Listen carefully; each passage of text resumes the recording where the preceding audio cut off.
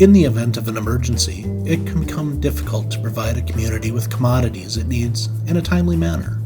When traditional means are not available to provide these materials, which could include vaccines, water, food, or a variety of other materials, your community may use a point of dispensing, or pod.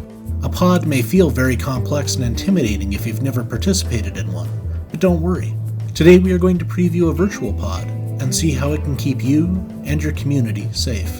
Pod sites are generally selected due to population density and traffic patterns. Most pods will be placed in areas that can accommodate an influx of the population without creating potentially dangerous circumstances.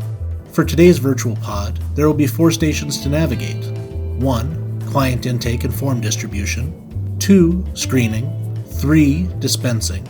And 4. Exiting the pod. Step 1. Client intake and forms distribution. Pods are set up to distribute commodities to one individual or to an individual representing a household or organization. If you are representing a household or organization, you will transport the commodities and disseminate them to individuals off-site.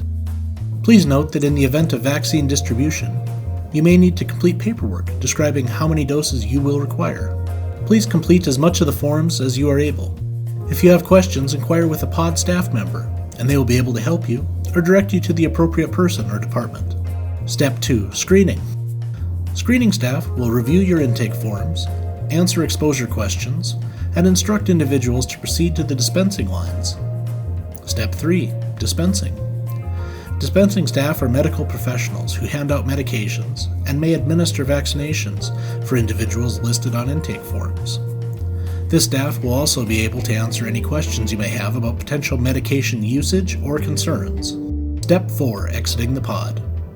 You have navigated our virtual pod and are ready to take commodities back to your family, friends, or organization. Please double check to make sure you have collected your personal belongings before exiting the pod.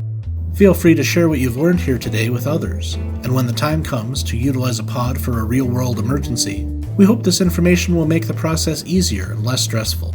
Visit us online or through social media for more information about public health emergency preparedness.